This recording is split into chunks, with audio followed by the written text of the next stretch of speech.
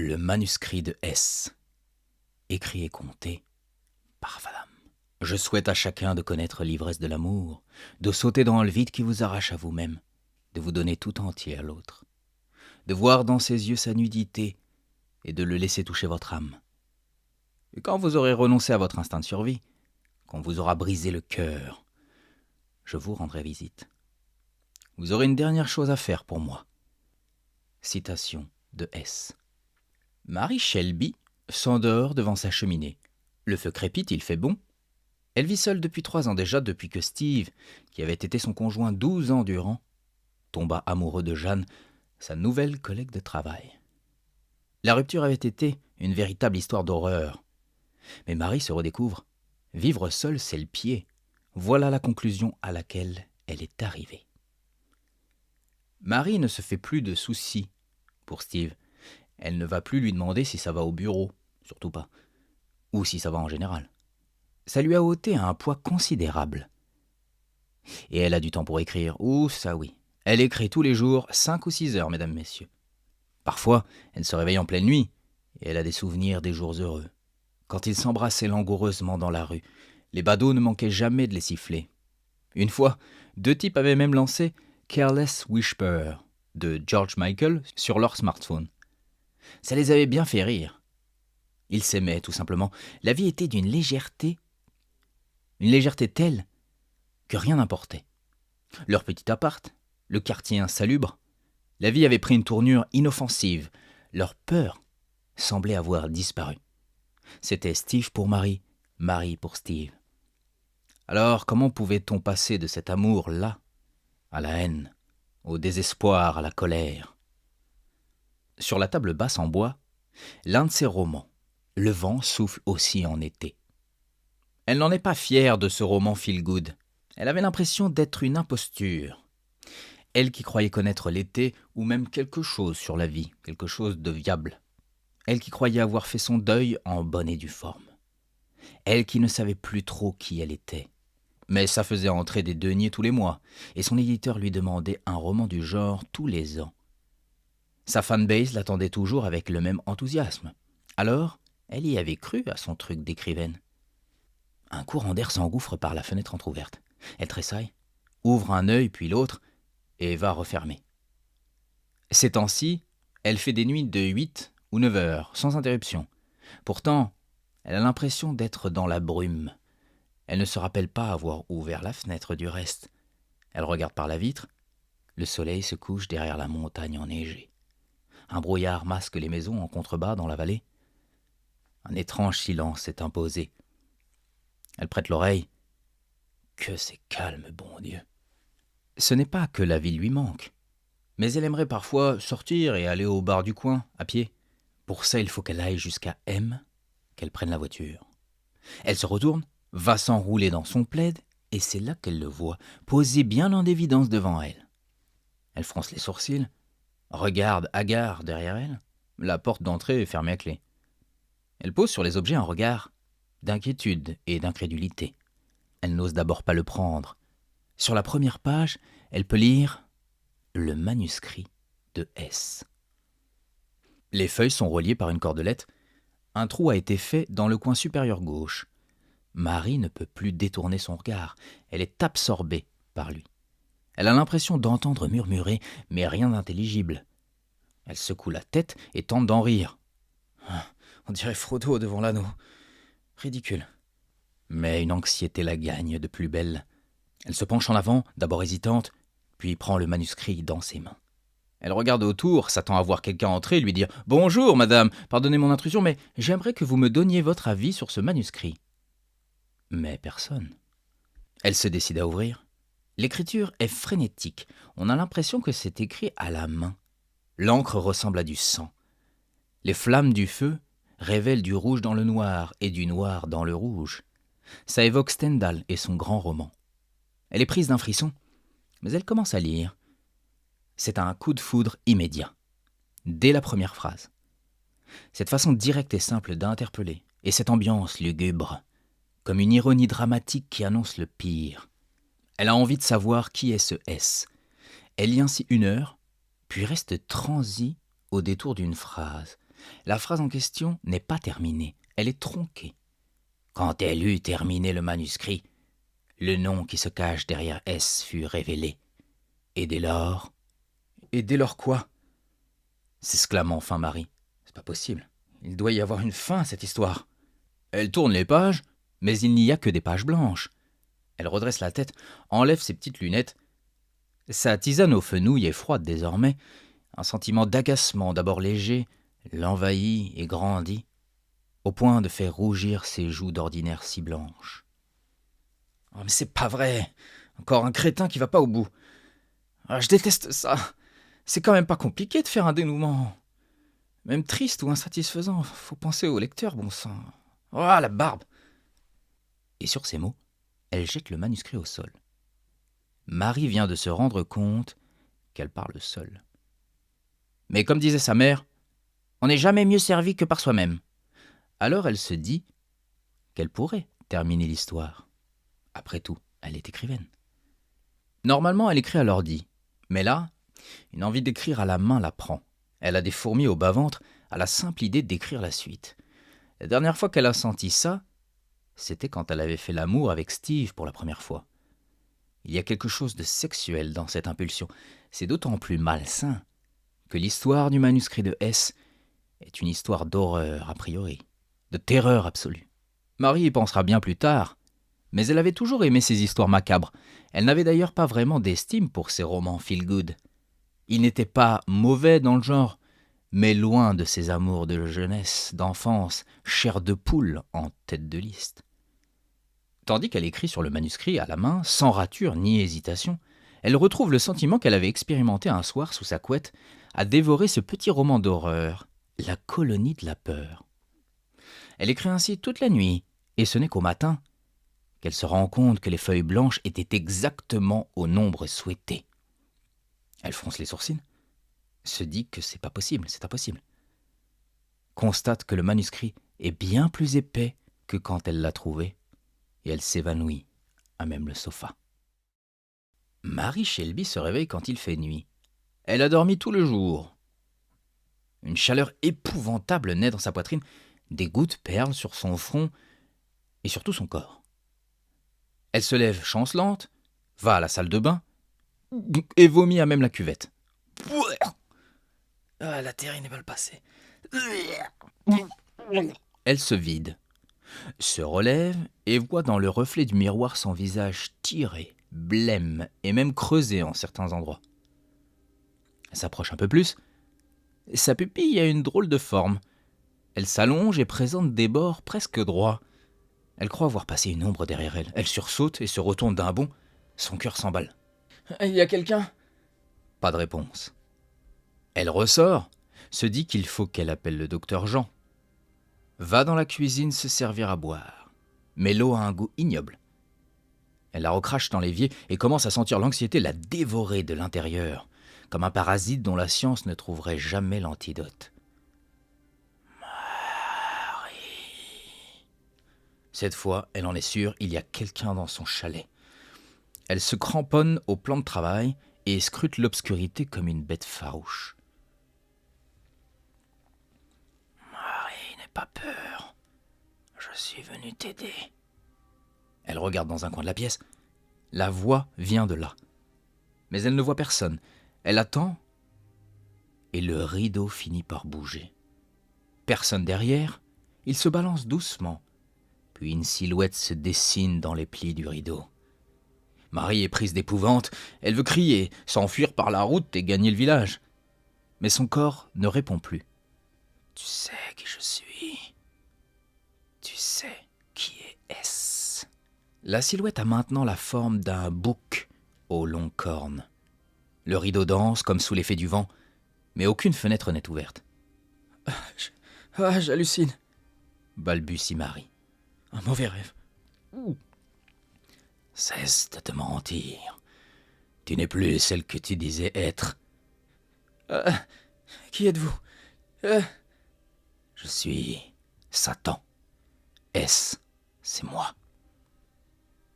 Et en entendant les paroles résonner ici et là, une idée la tétanise pour de bon. Elle se croit possédée. Le manuscrit était l'œuvre du diable. Elle vient de signer un pacte sans s'en rendre compte. En terminant le manuscrit, elle vient de se mettre à son service. Marie avale sa salive. Elle a l'impression d'avaler des lames de rasoir tellement sa gorge lui fait mal. Elle veut s'asseoir, elle brûle de comprendre. Alors elle demande. « Ne me dites pas que je suis devenu le personnage du manuscrit. » « Tu devras le découvrir toi-même. Il te faudra sortir du déni, récupérer ton courage. » « Mais pourquoi moi ? On doit pouvoir négocier ?» Les négociations avec le diable sont toujours en sa faveur. « Je vous en prie, laissez-moi ma petite vie. » Le diable est pris d'un rire si guttural et profond que le bois de toute la maison en tremble. Il a du mal à reprendre son souffle, qui sent le soufre. « Ta petite vie, dit-il, se terrer dans les montagnes, renier l'homme parce que ton cœur a été brisé, éditer des romans mignonnets tout pleins, c'est ça la petite vie à laquelle tu tiens tant. » Marie se sent vexée mais en un sens libérée. Elle n'était pas du tout satisfaite de sa petite routine. Et il fallait bien donner raison au malin. Pourquoi m'envoie-t-on l'ange des ténèbres ? Pourquoi l'archange Michael n'est pas venu à moi ? Qu'est-ce que j'ai fait de mal ? Ah, ma chère enfant, tu ne te souviens donc de rien ? Elle ne sait pas de quoi il parle. Elle a beau fouiller à toute vitesse dans sa mémoire, rien ne lui vient. Une amnésie semble interrompre même tout un pan de sa vie. Elle ne se souvient même pas du visage de Steve. Vous les hommes, vous êtes des créatures fascinantes. Vous voulez faire le bien, vous craignez le malin. Mais je ne suis que votre serviteur. C'est vous qui me faites vivre et perdurer dans cette dimension. Par votre épouvantable ego, par vos pensées et vos actes d'une barbarie sans nom, je ne fais que rétablir l'équilibre. Je suis un envoyé de Dieu, ma belle. Marie le regarde les yeux écarquillés. Elle n'a pas envie de se souvenir, pas du tout. Elle veut rester dans le déni, refaire sa vie. Ce n'était qu'un accident, une humeur de l'âme tout au plus. Le diable disparaît dans les plis du rideau, et le temps semble se figer. La pendule s'est arrêtée. Marie retombe le long de la gazinière, des larmes coulent le long de ses joues. Et soudain, ça lui revient. Elle a écrit toute la scène dans le manuscrit, c'est même la scène qui clôt l'histoire. La voici. Je m'avance dans l'allée. Je suis éreinté par des nuits de douleur. Je ne sais pas ce que je fais, mais j'y vais. Je sais qu'elle est là. J'ouvre discrètement. Mon intuition m'a rarement trompé. Quand j'ouvre la porte, je n'entends pas tout de suite la musique à fond. C'est son parfum qui me prend et me fait vaciller. Elle est coquette, pas discrète. Elle est bien là. Je m'avance. Il y a des bouteilles de vin ouvertes sur la table du salon. Ah, elles se sont bien amusées, on dirait. Moi, je m'amuse plus. Quelque chose en moi s'est déjà brisé, ça a commencé quand il a voulu son appart pour lui. Il disait qu'il avait besoin de son espace et moi, je suis amoureuse. Alors je lui concède tout. Je monte l'escalier, son immonde moquette beige. Je suis cette moquette, souillée, pas sexy pour dessous. Je suis une prostituée de l'amour. Je me déteste en secret. La musique a beau être forte, elle ne couvre pas l'heure et bas. Elle aime simuler un peu. Ses gémissements me répugnent. La seule touche positive, c'est qu'il a mis du jazz, Kind of Blue. C'est la dernière fois que j'entends le morceau. Je ne peux plus l'écouter, ce morceau. Plus après ça. Je gravis la dernière marche. L'escalier m'a semblé être une montagne à gravir. Et là, je le vois de dos. Il la prend en levrette. Il a sa tête dans ses cheveux. Et elle, sa main dans les siens. Je reste un moment, peut-être quelques secondes qui me semblent sans fin. Puis je m'approche. Oh, ils ne m'entendent pas, à cause de la musique, parce qu'ils font l'amour. Je lève le couteau de cuisine que j'ai pris au passage. Je ne pensais pas m'en servir, mais je m'en suis servi. Un coup dans son dos, puis un pour elle, et j'alterne. Avant qu'ils aient compris ce qu'il se passe, le lit est couvert de sang. Leurs corps sont pris de convulsions, mais je continue mon œuvre. Le diable viendra me prendre, c'est certain. Mais que peut bien sentir un cœur brisé là-bas, aux enfers. Marie est allée jusqu'au bureau. Elle relit ce qu'elle a écrit, assise contre le mur en bois. La morve de son nez se mêle aux larmes et vient mourir dans son pull. Le personnage, c'est elle.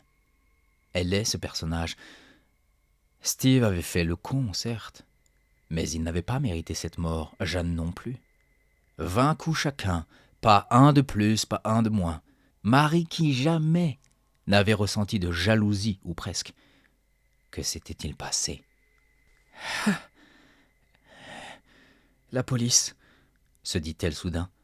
Pourquoi la police ne m'a pas mis la main dessus? J'ai laissé l'arme du crime avec mes empreintes. Et la police sait que... Oui, elle sait que la plupart du temps, ces crimes sont passionnels. Le suspect numéro 1 ne pouvait être que moi. Elle relit la scène, encore et encore, puis elle comprend. « Ah non, c'est pas ce qui s'est passé, » murmure-t-elle. « C'est mon fantasme inavoué, inavouable, ce qui m'a traversé l'esprit ce jour-là. » Et tout en disant cela, elle s'autorise à se souvenir pour de bon. Elle les a bien surpris en train de forniquer. Elle était bien dans la chambre, le couteau en main. Mais elle a rebroussé chemin, reposé le couteau, et elle est sortie comme si de rien n'était. Et eux, ils n'y ont vu que du feu. Oh, Steve lui avait reproché son mutisme, avait tenté de la retenir. Mais elle était venue se terrer dans les montagnes avec son petit cœur brisé. Elle avait déménagé du jour au lendemain sans rien dire à Steve, sans lui donner une explication, sans lui dire où elle allait. « T'es un salaud !» s'écrie-t-elle à l'endroit du malin. « T'es comme Steve, un énorme et épouvantable salopard. Tu viens me faire revivre l'humiliation, la tristesse, la colère, l'envie de tuer, tout quoi. »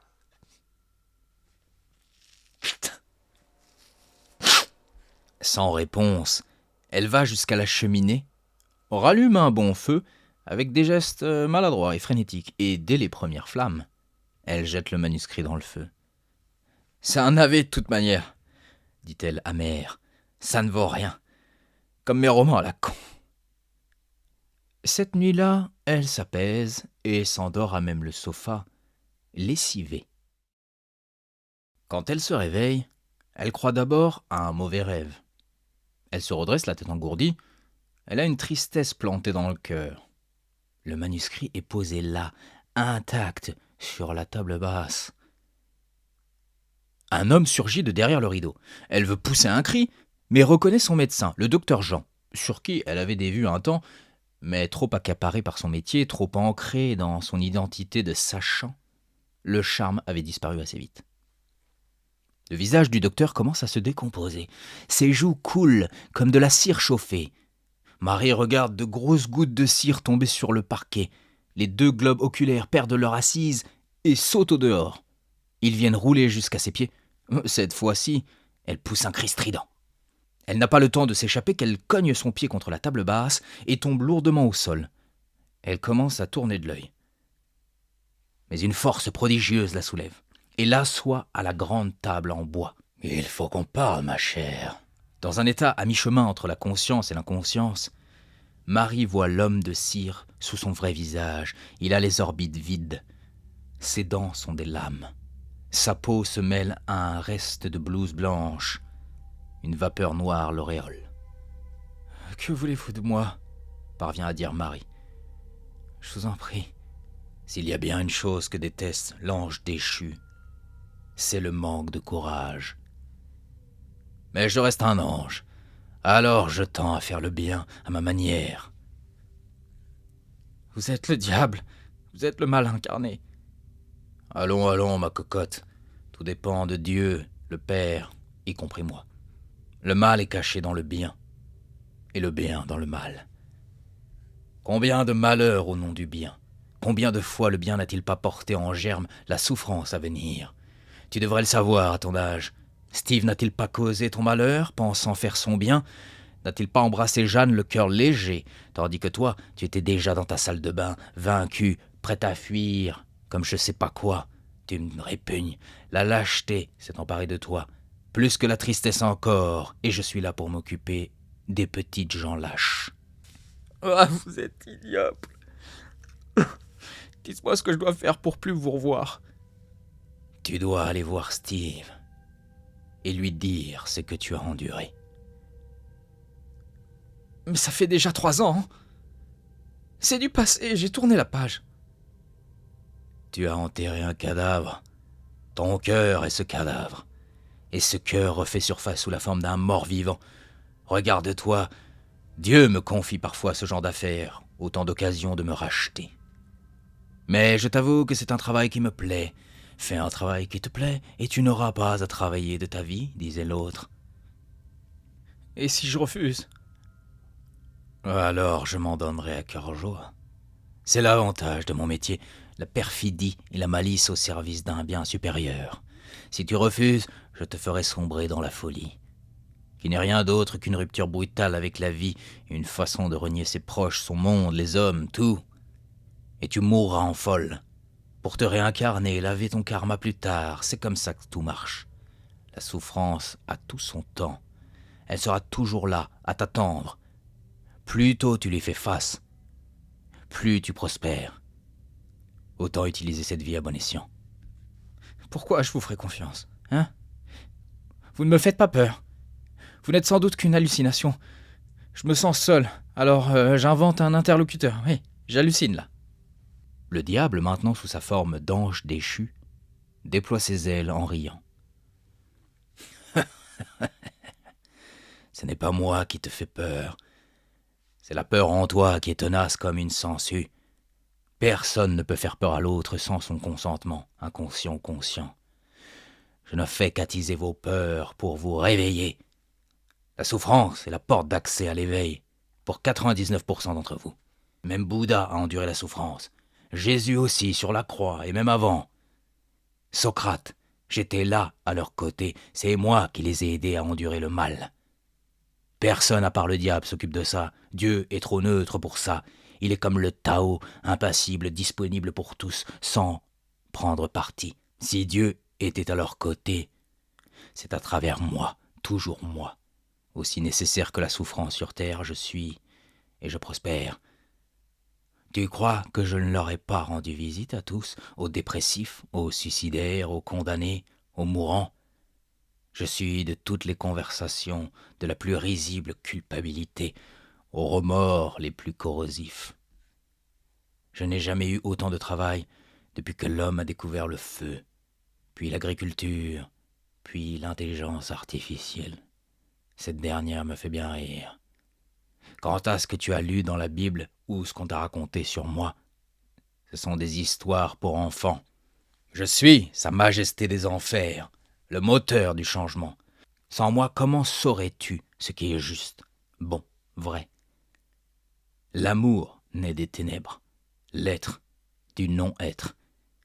Dieu m'a créé, et ceux qui te diront que c'est blasphème, je m'en charge à ma manière. Admets que tu ne sais pas, et tu sauras. Ferme les yeux, et tu verras. Marie, voici mon commandement. Tu pars demain à l'aube, et tu fais face à tes démons. Et sur ces mots, Satan disparaît dans une volute noire. Marie reste les yeux dans le vide qu'il a laissé. Bouche bée. Elle va se servir ensuite un shot de Génépi, bois cul sec, en reprend un autre et murmure. Oh mon Dieu, le démon a raison. Mon cœur n'a pas guéri. Il a été laissé pour mort. Elle se met à pleurer à chaudes larmes. Son cœur a pleine audience. Il hurle de douleur, gémit. Elle n'a d'ailleurs pas jeté ou détruit les lettres qu'elle destinait à Steve. Elles sont à la cave, dans une boîte en fer. Une lueur d'espoir la traverse. « Je n'ai qu'à lui apporter l'une de ces lettres, et c'est réglé, » se dit-elle. Elle se rue vers une porte et l'ouvre en grand. Un air glacial remonte, ainsi qu'une odeur de soufre semblable à celle laissée par le diable. Elle pose la manche de son pull sur son nez et sur sa bouche, et dévale les marches qui craquent. L'une d'elles manque de céder. La boîte est posée sur la grosse étagère, près des comics Strange de son père, mis sous vide. Elle remonte en vitesse avec la boîte, Elle croit entendre un ricanement derrière elle. Elle s'installe à la table du salon, retire le couvercle et constate que ses lettres ne sont plus qu'un tas de cendres. « Je déteste les tricheurs », dit une voix derrière elle qui la fait se dresser sur son séant. « Je veux du courage, Marie. Tu portes le nom de la Vierge. Et cette dame en avait du courage. Tu pars à l'aube avec ton lotus et ton couteau. Je veux voir une femme. » Cette nuit-là, le diable ne l'importune plus. Il sait qu'elle ira accomplir sa mission. D'ordinaire, Marie n'allume pas de bougie, mais elle va machinalement vers un cierge et l'allume. Au mur, une icône. Son père avait émis cette seule condition. Garde la Vierge au mur. Steve aide sa femme enceinte à descendre les dernières marches. Elle va s'asseoir dans le sofa. Il lui prépare un verre d'eau avec un zeste de citron. La sonnette retentit. Il se regarde étonné. « T'attends un paquet Amazon, chérie ?»« Non, Stevie, je t'ai dit que je détestais cette entreprise. C'est pratique, mais j'arrive à faire sans. »« Ok, je vais voir. Peut-être la voisine. Elle m'a demandé de l'aider pour son abri de jardin. Des branches sont tombées sur le toit et... Stevie, va ouvrir. Tu t'étales encore. »« Oui, chérie, j'y vais. » Stevie contourne le plan de travail et dit « J'arrive !» Il déverrouille le loquet et voit Marie sur le paillasson. Il y a un silence. Elle veut dire quelque chose, se ravise. Lui cherche ses mots, ne trouve rien. « Chérie !» dit sa femme depuis le sofa. « C'est qui ?» Steve en a les joues rouges. Il finit par dire « c'est la voisine, chérie. » Mais il s'en veut immédiatement. Je sais pas quoi dire, Marie. Est-ce qu'on peut parler dans un café ? Dit enfin Marie, soulagée d'avoir pu parler. Ouais, c'est une excellente idée. Donne-moi 5 minutes et j'arrive. Steve prend son manteau accroché dans l'entrée et va dire à sa femme Jeanne. Chérie, j'ai complètement oublié qu'une amie est de passage en ville. Elle voulait m'offrir un café. Une amie ? Tu m'as dit que c'était la voisine. J'ai dit ça ? Ah ouais, ça m'a échappé. Non, c'est une amie à l'ancienne. Une femme que je n'ai pas rencontrée, je suppose ? Je peux savoir qui c'est ? Oh, Jeanne, s'il te plaît, fais-moi confiance. Non, toi, tu dois être transparent. C'est qui cette amie ? Il hésite, les mains sur ses hanches, et finit par cracher le morceau. C'est Marie, mon ex. Je sais pas, elle a débarqué à l'improviste. Je sais pas ce qu'elle me veut. Jeanne se redresse, fait une grimace à cause de son dos douloureux et réfléchit. Bon, au moins t'inventes pas des salades. J'aime pas trop ça, mais vous avez pas vraiment discuté de ce que j'ai compris à l'époque. Bon, elle va te dire que tu lui as fait du mal, quoi. Tu crois ? Ah, bien sûr, pauvre pomme. Allez, va. Marie passe une tête dans l'encadrure et dit « J'entends ce que vous dites. » Jeanne rougit et chuchote. « Allez, va, Steve. Comporte-toi en gentleman. » Ce sur quoi Steve la remercie en joignant les deux mains. Il va dans l'entrée, referme la porte derrière lui. Je vais pas te dire que t'aurais pu prévenir, mais... Enfin, je suis surpris, mais je suis aussi contente que tu sois là. Même si je sais pas trop à quelle sauce je vais être mangé. Ça va, Steve, interrompt Marie. Tu t'étales. Ils ont un sourire. Ça leur rappelle de bons souvenirs. Steve était simplement un gars maladroit, capable de s'embrouiller par peur de blesser. Frileux, mais aussi capable de faire face à ses responsabilités une fois la connerie faite. Un homme pas mûr qui blesse sans vouloir. Jeanne avait été son crush, un crush monumental, et il était sur le point d'être papa. La mère de Marie, quand elle était encore de ce monde, avait un jour dit à sa fille « Une belle femme comme toi, intelligente, si douée, avec ce crétin de Steve, oh franchement ma chérie, vous n'allez pas ensemble. » Marie avait simplement répondu à sa mère « Papa et toi, non plus, vous n'allez pas bien ensemble. »« Il y a un café au bout de la rue, » dit Steve. « Ils ont de bonnes tartes aux pommes et on sera tranquille dans la salle du fond. » Je suis con, en fait, tu connais ce café. Je suis bête. Ils y vont en silence. Il veut dire quelque chose pour meubler, mais il comprend qu'il est là pour écouter d'abord. T'habites où maintenant ? Dit-il tout de même. À la Côte d'Em, en Savoie. Ouais, ça fait de la route jusqu'ici. Tout ceci ne fait que le mettre plus mal à l'aise. Marie qui fait toute cette route 3 ans après. Il n'avait jamais su où elle était partie. Il avait bien essayé de tirer les vers du nez du paternel, mais le paternel avait simplement sorti son fusil de chasse avant d'entonner un compte à rebours. 10, 9, 8. Steve n'avait jamais couru aussi vite de sa vie. Il ouvre la porte du café, une petite cloche retentit. Le barman les salue, de la main droite. Il reconnaît Marie et perd son petit sourire en coin. Steve lui fait un signe histoire de lui demander une table dans le fond. Le barman lui renvoie ce signe. Un client qui sirote sa bière n'est pas insensible au changement d'humeur. Il les suit du regard. « Qu'est-ce que je vous sers ?» dit le serveur. « Un verre de vin, » dit Marie d'une voix douce. « La même chose, » dit Steve. Le barman renonce à leur décrire la carte des vins. Ce sera le Vino della Casa. « Merci de me laisser parler, » dit Marie tout de go. « Je ne voulais pas le faire, mais... quelque chose m'a poussé à le faire. Je crois que j'ai manqué de courage à l'époque, et nous méritions tous deux cette conversation. » Steve écoute, les bras croisés, un peu sur la défensive. Il a une aigreur d'estomac soudain. Il repense à sa dépression amoureuse. Bien entendu qu'il avait trompé Marie. Mais l'un n'empêche pas l'autre, sauf pour ceux qui pensent tout savoir du genre humain. Il repense à ses amis, Annabelle et Julie, les conjointes de ses bons amis. Thomas et Jean-Charles. Les filles l'avaient blacklisté comme une brebis galeuse, comme si sa rupture à lui annonçait un malheur prochain pour leur vie de couple à elle. Pauvre idiote, pensait Steve, qui n'avait pas revu ces gens qui disaient être ses amis. Naturellement, Marie ignorait cet épisode dépressif. Je sais pas par où commencer, dit Marie.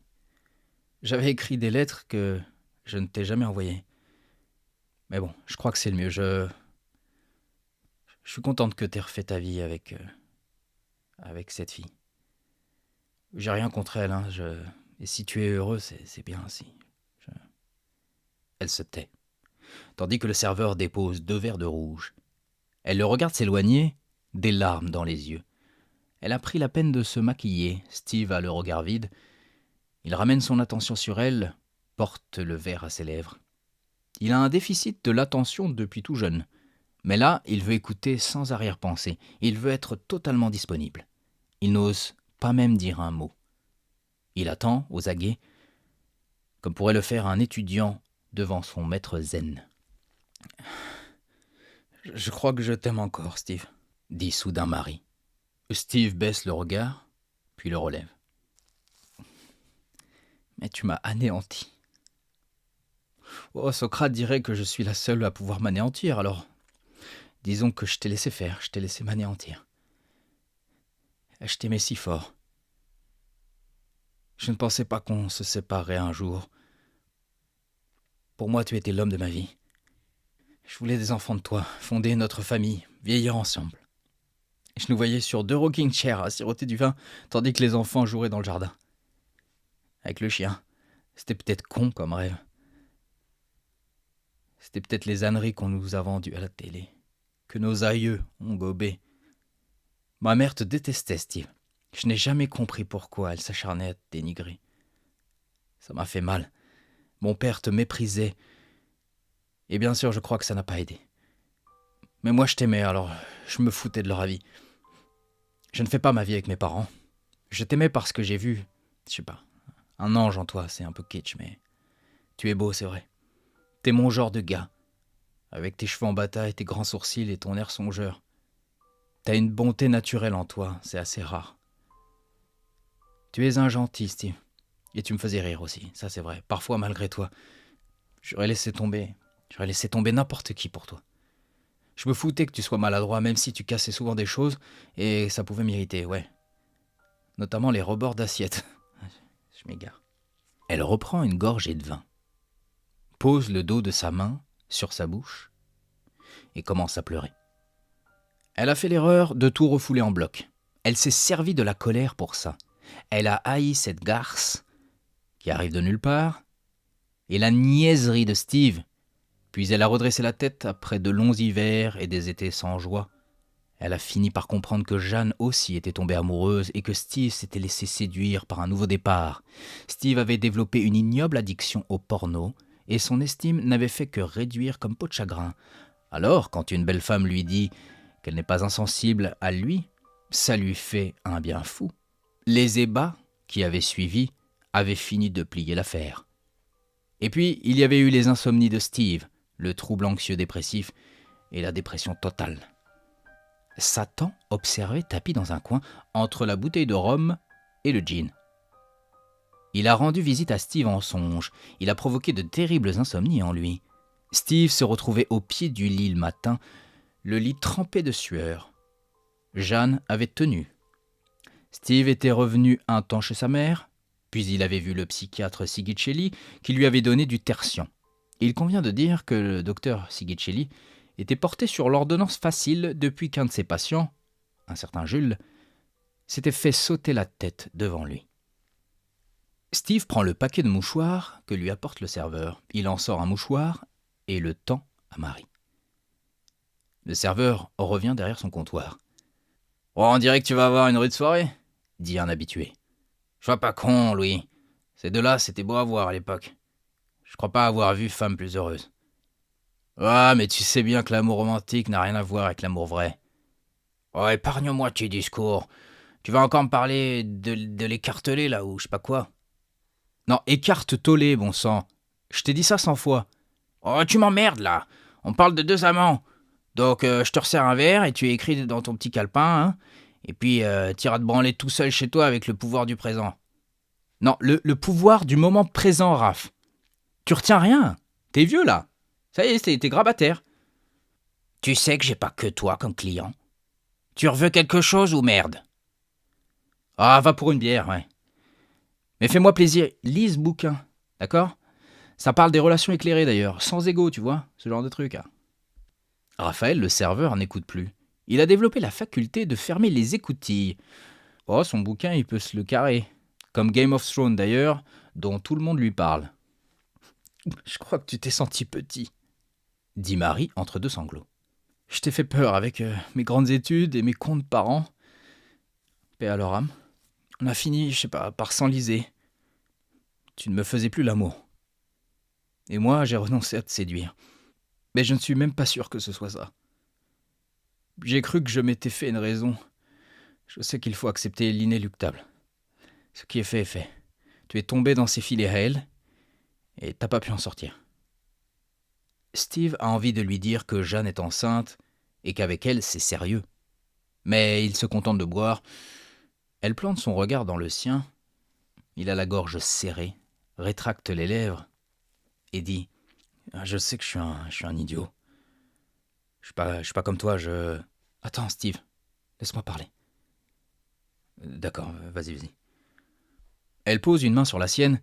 Il en a la chair de poule. Il sent un spasme jusque dans son cou. Elle ne s'est pas rendu compte. Alors elle la retire et met ses mains entre ses cuisses. « Écoute, je suis venu te dire que, ok, j'ai morflé. Mais je crois que je viens de te pardonner. À la minute où je t'ai revu.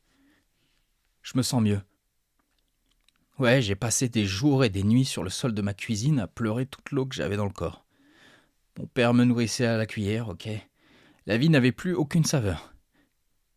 Et j'avais juste envie de me laisser mourir de chagrin. De mourir avec mes regrets, les non-dits, les souvenirs. Pas moyen de sortir de mon mélodrame. J'avais aussi envie de la tuer, cette femme qui t'arrachait à moi. J'en ai honte, mais c'est comme ça.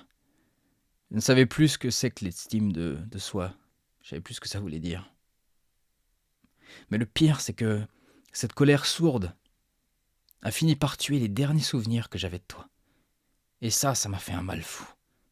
J'ai fini par avoir recours au déni sans même m'en rendre compte. Puis j'ai redressé la tête pour ma mère qui a eu un cancer. Oh, c'est à cause du C8 qu'elle a ingurgité sans le savoir dans sa jeunesse. Bref, j'ai fait ça pour elle avant qu'elle parte. Mon père, il a suivi derrière. Sans ma mère, il ne savait pas vivre. Pas vraiment. Et puis, j'ai pris soin de moi, comme me l'avait ordonné ma mère sur son lit de mort. Elle m'avait dit, prendre soin de soi, c'est prendre soin des autres. Alors j'ai fait le dos rond, et j'ai laissé le temps faire son œuvre. Mais voilà, il me manquait le courage de te parler. Ah, et là, c'est fait.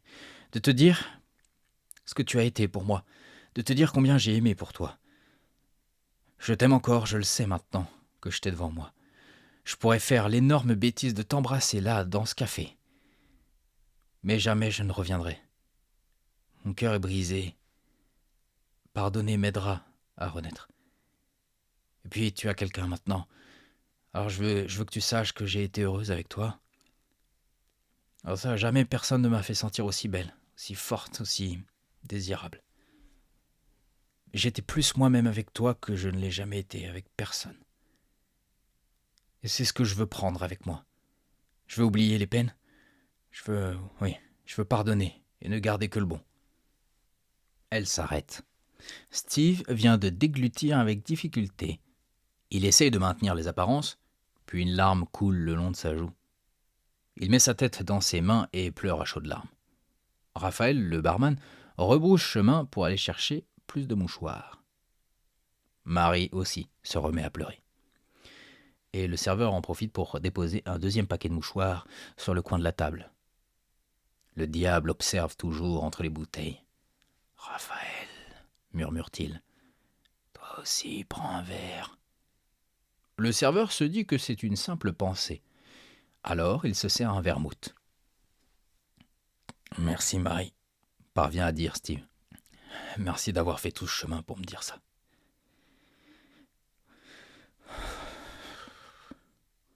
La culpabilité m'a rongé. On a failli me mettre en cure de sommeil. J'ai essayé de me détruire. Tu peux pas savoir comme tes mots me touchent. J'avais besoin de ton pardon. Je m'explique pas non plus notre rupture, j'ai merdé ça, je sais. Je le sais. Je suis allé voir ailleurs, ouais. Mais je sais pas comment c'est arrivé.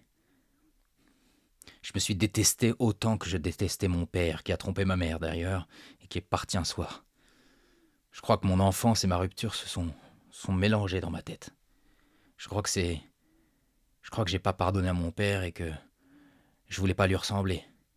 Alors, comme je lui ressemblais en te trompant, je me suis pas pardonné de le faire comme lui. Puis j'ai vrillé. Marie l'écoute attentivement. Elle se sent vidée. Elle a vidé son sac. Elle n'a plus grand-chose à dire.